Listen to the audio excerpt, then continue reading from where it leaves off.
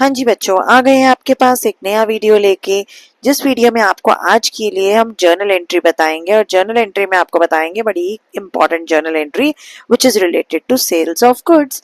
तो ध्यान से समझेंगे कि सेल्स ऑफ गुड्स का क्या मतलब है और हम इसकी एंट्री को कैसे करते हैं। देखिए, मैंने पहले भी अपनी वीडियो में बताया है कि सेल्स ऑफ गुड्स का मतलब होता है, जब भी सेल्स ऑफ गुड्स हम कहते हैं तो हमें इस सेल्स ऑफ गुड्स को सेल्स से ही रिप्रेजेंट करना है। ऐसा क्यों? इसका रीजन मैंने बताया था, क्योंकि गुड्स हमारा कोर प्रोडक्ट है जिसमें हमारी कंपनी डील कर रही है या हमारी फर्म डील कर रही है।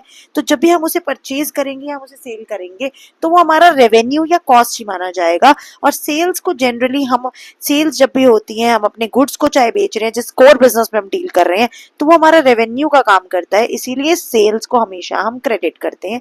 तो आइए सेल्स की हम कैश बेसिस पे देखेंगे, क्योंकि सेल्स दो तरीके से हो सकती है, कैश बेसिस पे और एक क्रेडिट पे। कैश का मतलब है हमने स्ट्रेट अवे कैश दिया और हमने गुड्स को बेच दिया, कैश लिया और गुड्स बेच दिया। क्रेडिट का मतलब है कि हमने उधार पे बेचा, अगर मैंने उधार पे गुड्स को बेचा तो मेरे पास डेटर आ जाएगा।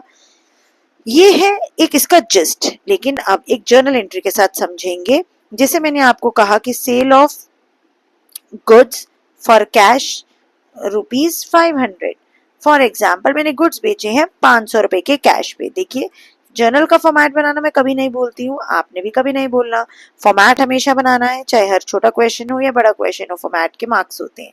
ठीक है, मैं पूरा नहीं लिख रही हूँ, लेकिन आपने जरूर ऊपर लिखना है date, particulars, LF, debit, credit. अब सेल्स ऑफ गुड्स है तो आपने जरूर बिल्कुल नहीं बोलना ये बात कि सेल्स ऑफ गुड्स है, इसके दो ट्रीटमेंट क्या होंगे। एक तो सेल्स रिफ्लेक्ट होंगी, प्लस हमने गुड्स बेचे हैं तो हमारे पास कैश आया होगा फर्म में।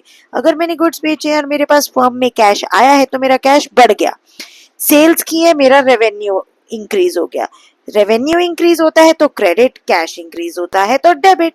क्यों? क्योंकि कैश मेरे लिए एक एसेट है, एसेट जब भी बढ़ेगी हम उसे डेबिट करेंगे। इस तरीके से आपने ट्रांजैक्शन के दो इफेक्ट्स को समझना है और आपने इसे कैसे रिप्रेजेंट करना है। कैश अकाउंट डेबिट, टू बीच में से लिखेंगे सेल्स अकाउंट, 500 रुपए डेबिट की, 500 रुपए क्रेडिट के, और नीचे नरेशन लिखना नहीं भूलेंगे, being goods sold for cash. इस तरीके से हमारा क्वेश्चन सॉल्व हो जाएगा। अगर आपको नहीं समझ आया, आप कमेंट बॉक्स में डाउट पूछ सकते हैं, डीएम कर सकते हैं मेरे इंस्टाग्राम पेज पे जाके। तब तक के लिए चैनल को सब्सक्राइब करो, लाइक करो, शेयर करो। नेक्स्ट वीडियो में नेक्स्ट आपको जर्नल की एंट्री के साथ मिलेंगे। बाय।